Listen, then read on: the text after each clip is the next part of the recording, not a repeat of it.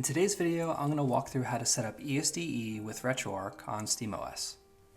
This will work on the Steam Deck or any other device running SteamOS and give you a nice and simple setup for playing your retro games in gaming mode. I'll be covering this step by step and help show where everything fits together.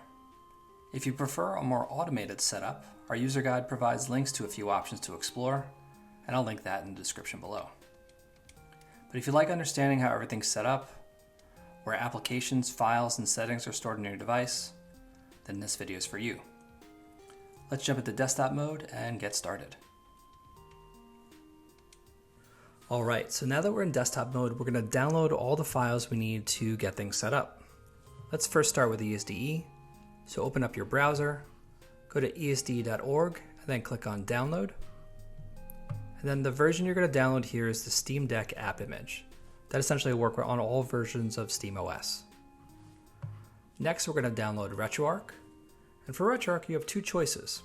The first is the Discover Store version, and the second is the direct download from their website. Both versions work, but we recommend the direct app image from their site because it avoids some permissions issues that you could run into with the Discover Store version later on. So on their site, make sure you're on Downloads, scroll down to Linux, and then download the app image version here. Both of those should download to your downloads folder, so let's open that.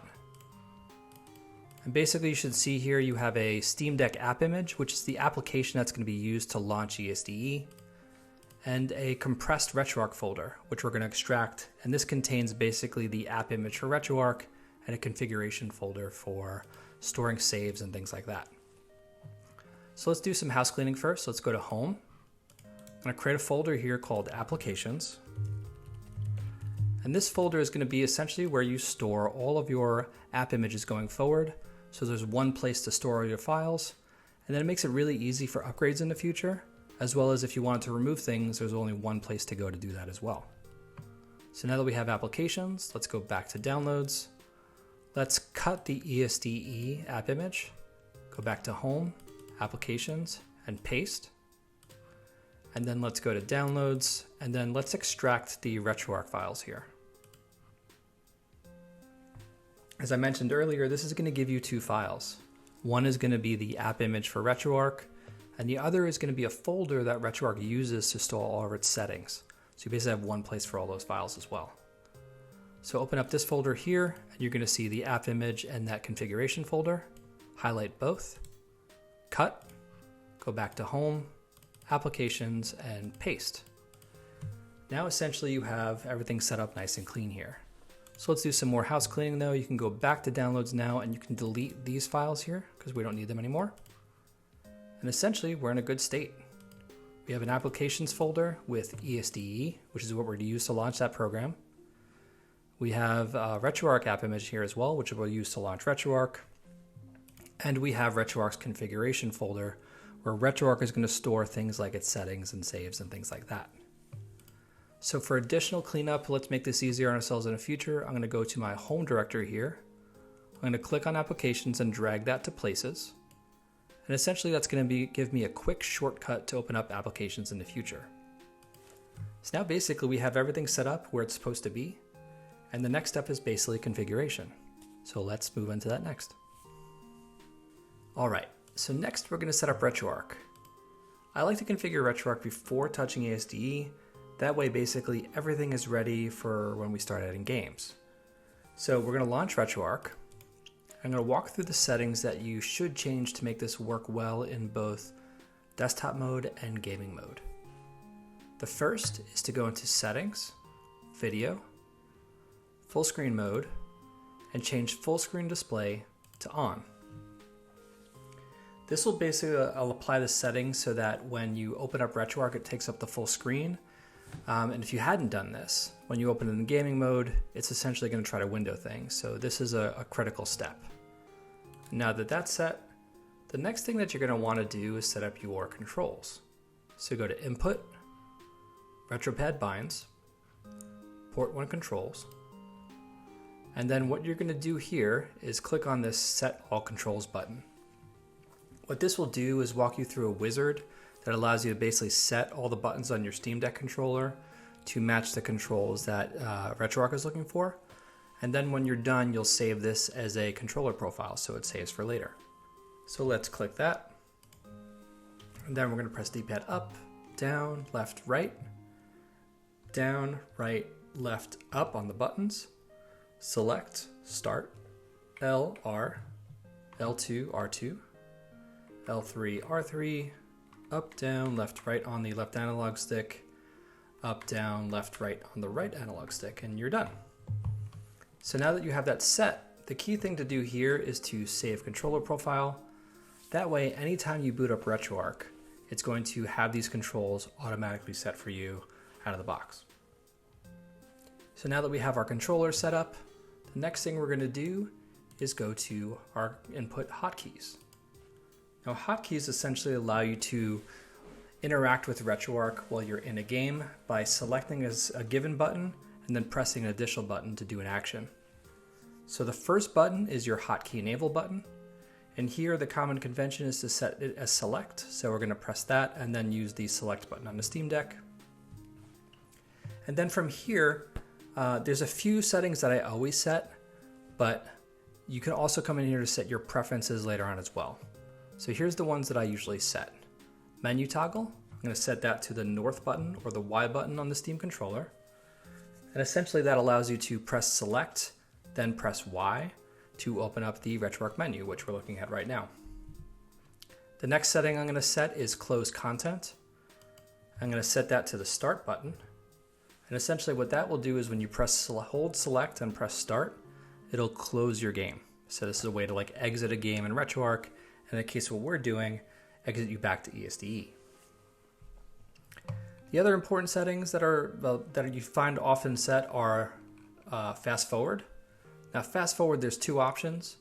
Toggle essentially means that when you press that button, it'll stay on until you press that button again. And hold means that you have to hold the button down the whole time for it to fast forward.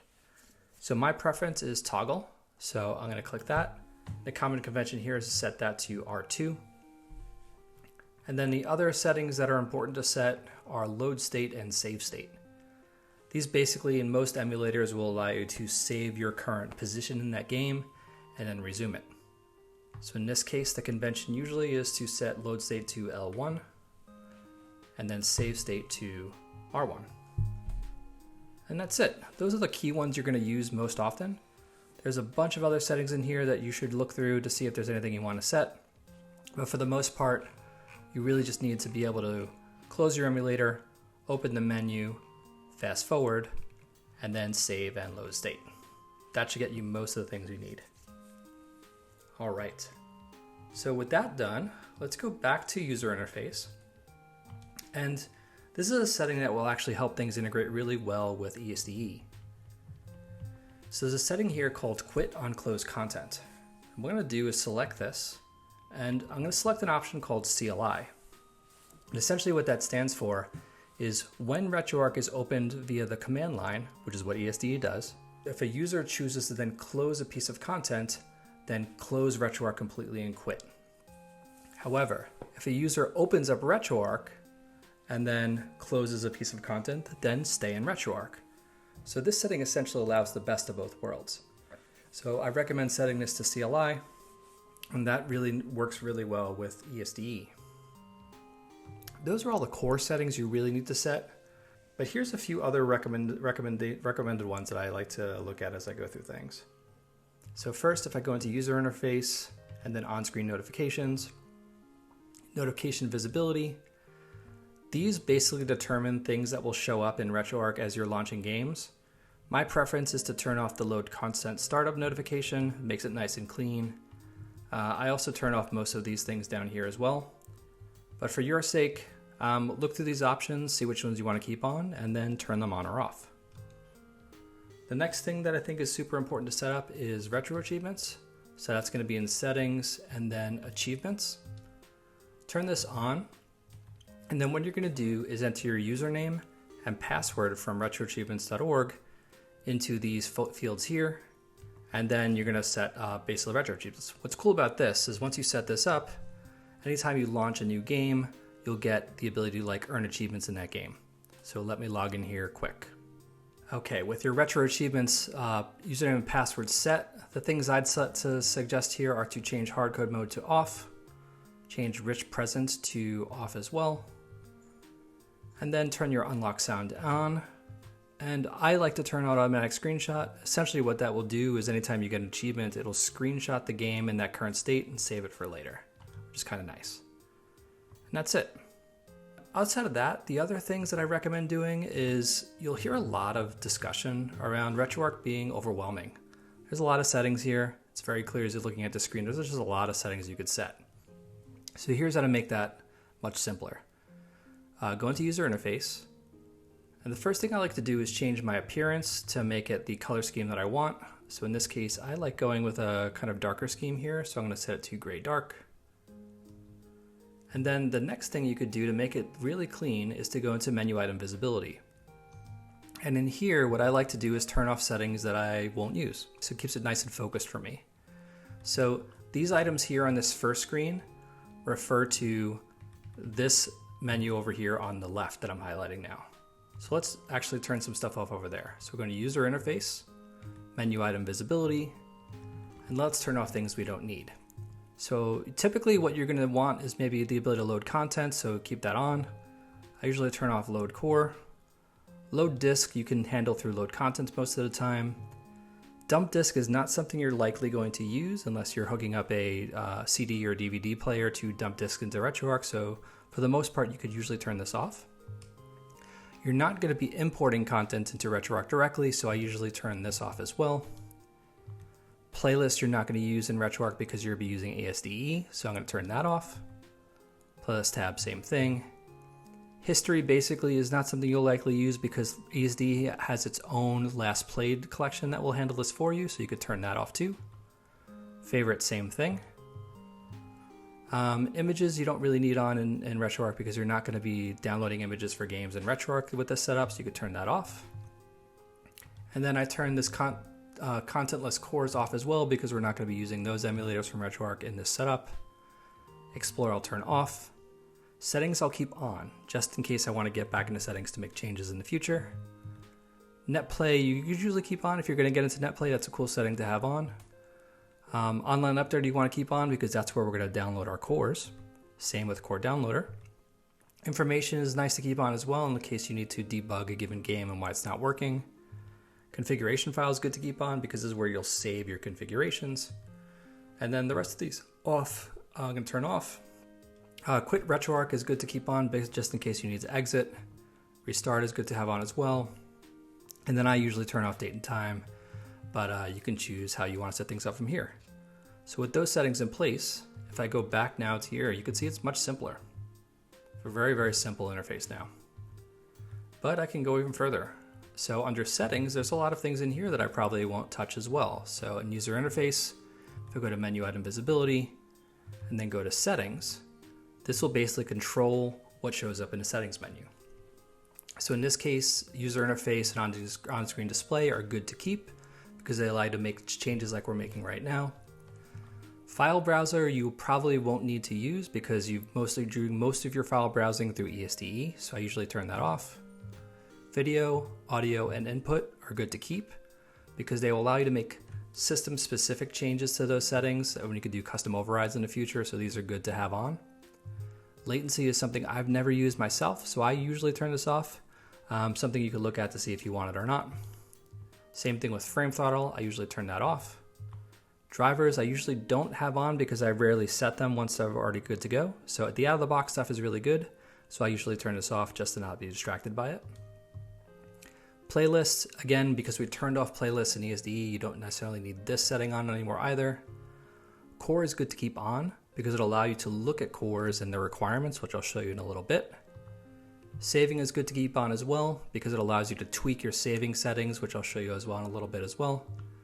I usually turn off recording. Configuration is good to keep on. Accessibility I don't use, but there might be settings in here that work for you, so it's good to decide to keep that on or off based on your preferences. AI service is a nice feature. I don't currently use it, so I usually turn it off. But if you are using AI service, you can keep that on. Power management I usually turn off. Network, again, nothing really important there for me to set, so I usually turn it off. Achievements I keep on just in case I want to turn on or off achievements right there. User is something I don't typically use, so I turn it off, but if you are using multi-user, it's good to keep on. Directory I'll keep on because I like to see where things are located.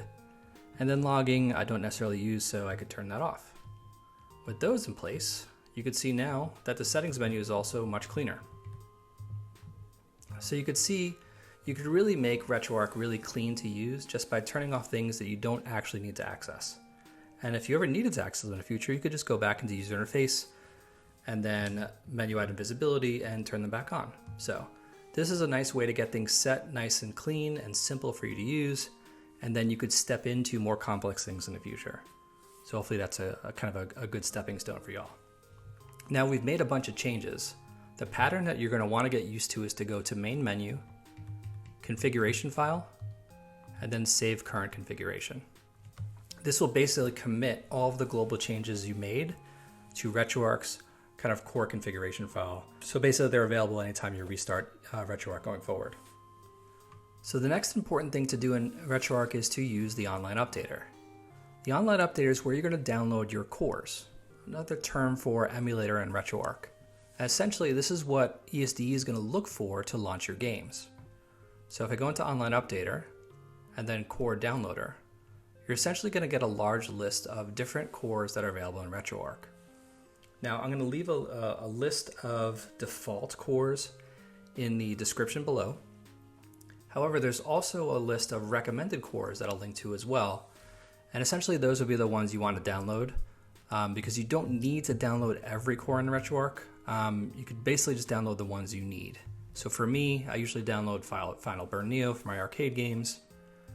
And as I go through this, you can kind of see the flow for finding a core you want and then downloading it. So let's go to the kind of the ones we're going to use in this demo. I'm basically going to download a Nintendo NES core and then a Nintendo Super Nintendo core. So if I go to Nintendo NES, the default core that ES-DE looks for out of the box is called Messen. So I'm going to download that. But a recommended core is FCEUM. So I'm going to download that as well. And I'll show you in ES-DE how you can switch between these. But by default out of the box, it'll look for Messen. So if you didn't want to change anything in ES-DE, Messen's a good one to go with. And then for Super Nintendo, the one that is default out of the box is SNES 9X. And that's also a recommended core, so that's pretty much a good place to start as well. So with those cores downloaded, you're basically in a good state where you have everything set up in RetroArch that you would need to just start playing games today. So let's go to settings, main menu, configuration, save our configuration one more time. And now we can basically quit out of RetroArch. And once we quit out of RetroArch, we're going to basically start working on setting up ES-DE. All right, so we've set up RetroArch soup to nuts, everything's ready to go. Let's go through the process of setting up ES-DE. So if I open up ES-DE, I'm just going to double click on this. You're going to get a warning here that says it's going to start this program. And if you do not trust this program, click cancel. Obviously we trust this program because we're installing it, so let's click continue. And now I have the kind of startup screen for ES-DE. Now essentially what this is telling you is that we don't have any games yet. So ES-DE requires a directory of games in order to display its contents. And at this point, we're a fresh new install of ES-DE, so we don't have a directory of ROMs yet. And here's where you get to make a choice. You could either change the directory where you want to store games in. So in this case, let's say you had things on an SD card. You could change directory here and point to your SD card to store your ROMs. Or if you wanted to just store things directly on the hard drive of the Steam Deck directly, you can click create, and what it'll do is it'll create a folder at home deck/ROMs. So to keep it simple out of the box, I'm going to click create right here to create that home deck ROMs directory. And then this is telling you that it's going to create a bunch of system directories for all the systems that the ES-DE supports on the Steam Deck. It's a bunch of folders, but the good thing to note here is that these folders are just folders filled with text files for instructions. So it won't take up a lot of storage to do this. So I'm going to click proceed, and then those directories are created, and click OK. And now that I've done that, I'm going to quit ES-DE because what we're going to do next is actually populate games into these folders. so that we can display them into ES-DE. So let's click quit. All right, so now let's take a look at what things have been set up. So for RetroArch, all of the things that we've set up for RetroArch have been configured and stored in this folder. And then ES-DE has created two folders. ES-DE created a folder called ES-DE in your home directory.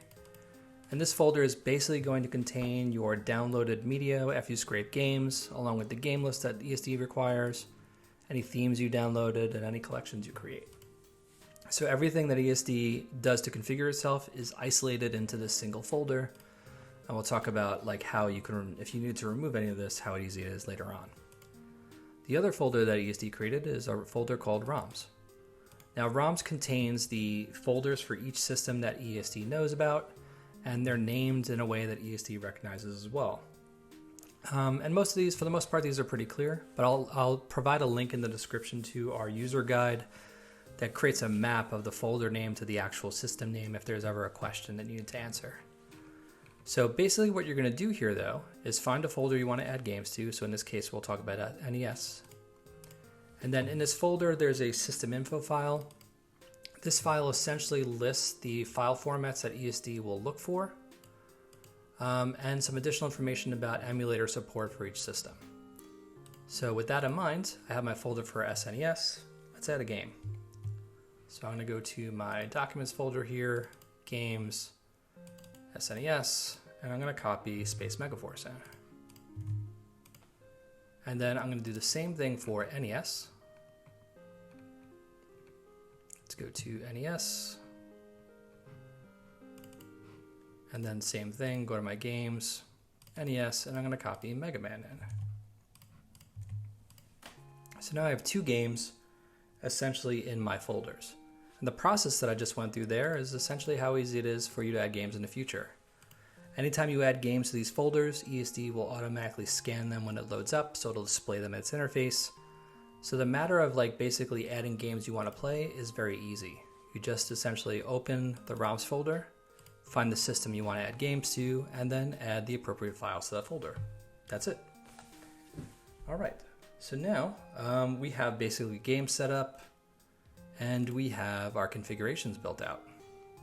So what we should be able to do now is if I go to back to applications and start ES-DE, we should see basically a Super Nintendo and a Nintendo system.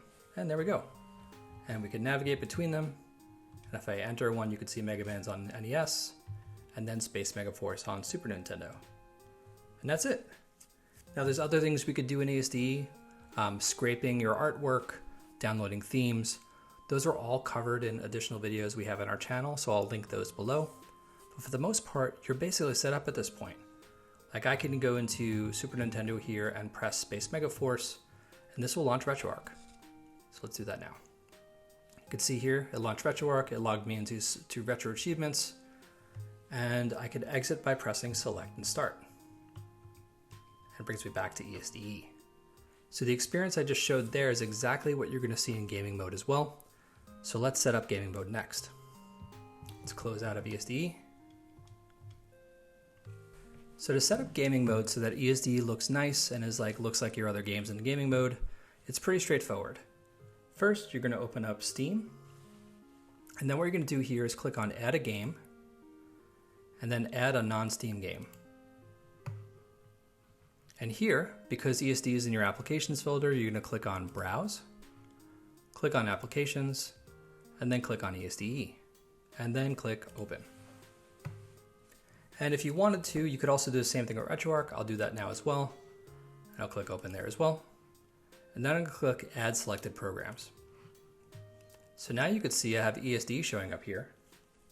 But I want to make this look like my other games in Steam in gaming mode. So let's right click on this, go to Properties. First thing I'm going to do is change ES-DE to ES-DE. Then I'm going to go into the Customizations folder here. Now what I've done ahead of time is I've gone to SteamGridDB, and I've found the setting for ES-DE, and I've downloaded artwork that I like to use for my grid, my logo, and my hero. So essentially what I'm going to do now is just set those images. Now there's other ways to do this. You can use a program like Steam ROM Manager. Another program called Boiler is also often used as well. Because this is only one application now, I find it pretty easy to just do this manually. And Steam provides this pretty easily in this customization section here. So for cover artwork, I'm going to click Change here. I'm going to make sure I remove the filter that it has on. And then I'm going to click the cover artwork I downloaded. Then for logo, I'm going to click Change. Same thing, remove that filter. Click the logo that I downloaded. And then lastly, wide cover. Click remove that filter, and then click the wide image. And that's it. Now ES-DE basically is set up to look like all the other games in my library in big picture mode. All right, so before we go back to big picture mode to see how everything looks, I want to talk about two other things. The first is updating in the future. And then the second is if you wanted to remove this setup, how would you do it? So let's start with updates first. Updating is super simple. Basically, the process we went through earlier to download the version of ES-DE and the version of RetroArch, you're going to do the same thing. And because these are simply app image files, when you download them, all you need to do is download the new one and then replace your existing app image with the one you downloaded. That's it. Very simple. The good news with doing that is when you do that, you won't lose your access to your saves, you won't lose that to your configurations, because remember, these are the applications that run the programs, and then they have corresponding folders where settings are stored. So as long as you're only replacing the app image application, upgrading is super easy. Let's say you wanted to remove ES-DE but keep RetroArch. That's pretty straightforward. To remove ES-DE, you're going to select this ES-DE app image and click Move to Trash. And then you're going to go to your home directory, right click on the ES-DE folder and click Move to Trash. That's it. Those are the two core files and folders that ES-DE uses to set settings on your Steam Deck. If you wanted to remove RetroArch, again, it's also pretty simple. You're going to go to Applications, right click on the app image, Move to Trash. And then this folder here where RetroArch is storing its settings, you're going to right click and move that to trash as well. And then RetroArch will be uninstalled on your machine. Now, the other thing you'll probably want to do is if you had installed these to Steam as a non-Steam game, you're going to want to go into Steam, right click, and then manage, and then remove this non-Steam game from your library.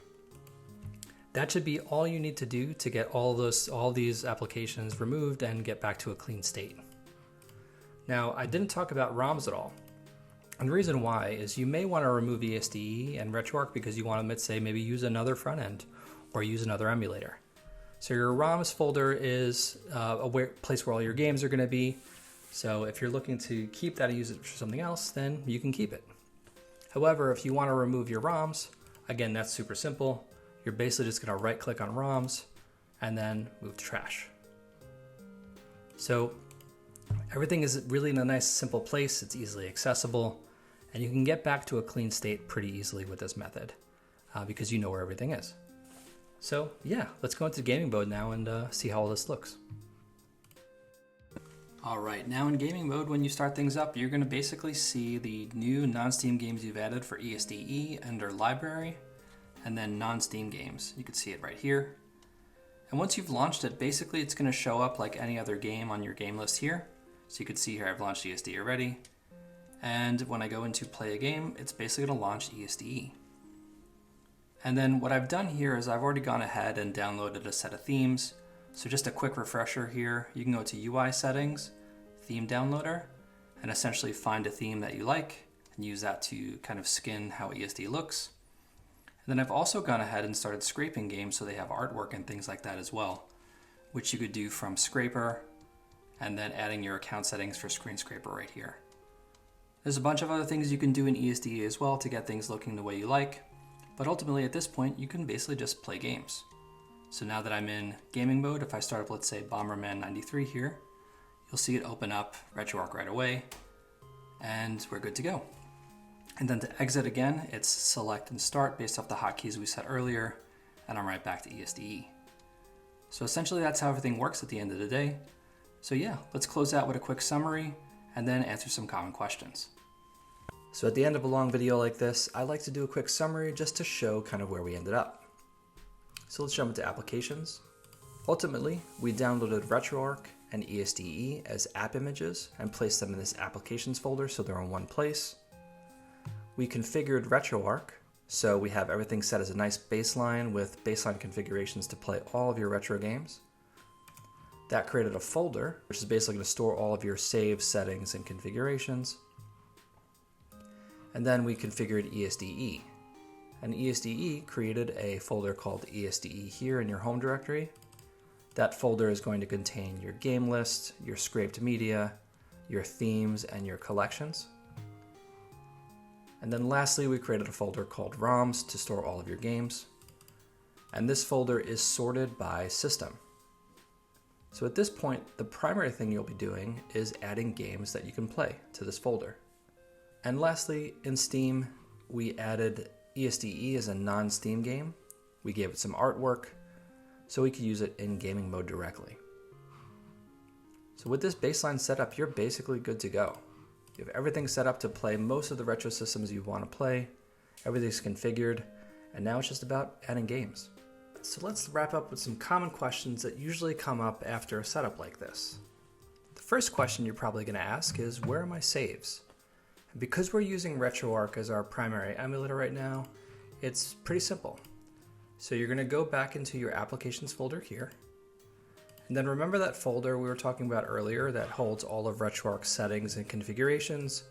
This folder will also hold all of your saves and save states. So let's open it up. Now by default, it's going to look empty. That's because RetroArch has a folder here that's hidden by default. So click on Show Hidden Files over here, and then open up the config directory.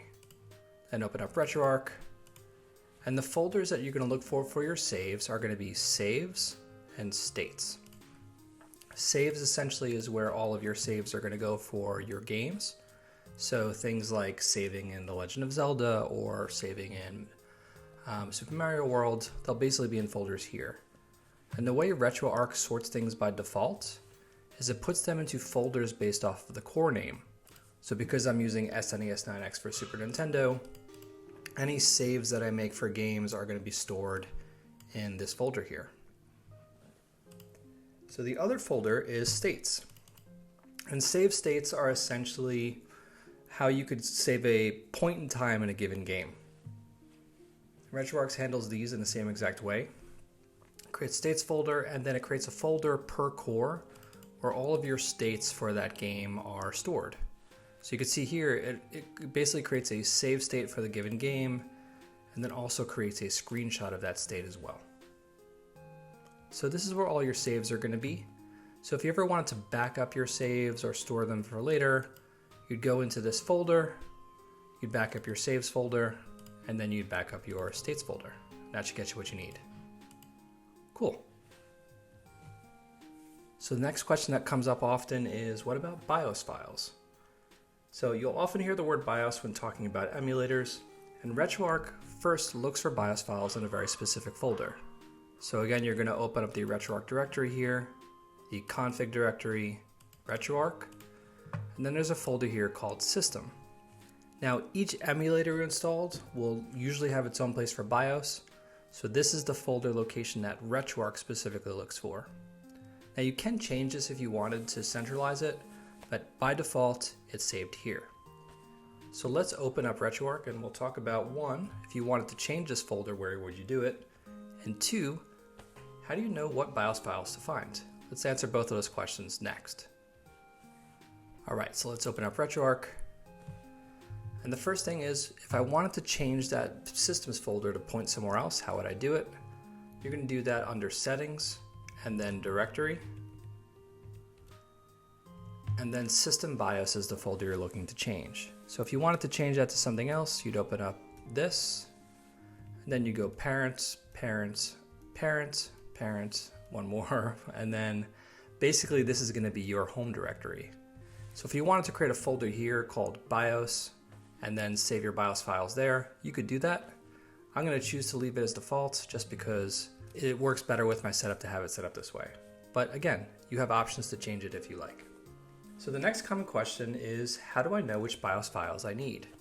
The good news is here we're in RetroArch today, so this is where you find that out.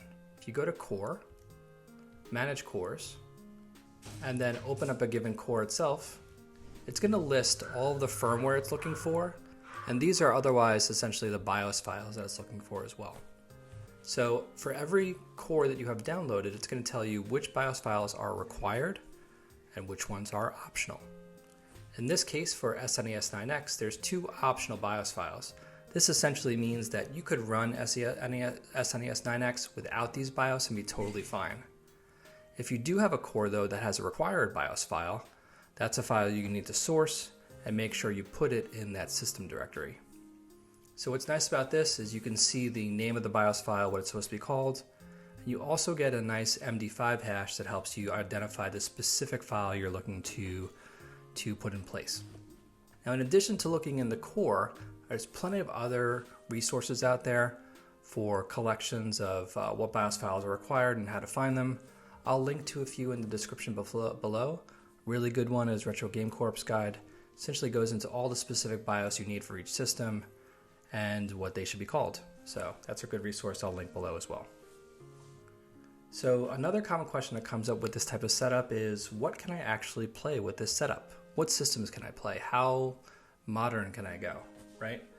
Well, with ES-DE and RetroArch together, you're going to cover most of the classic systems.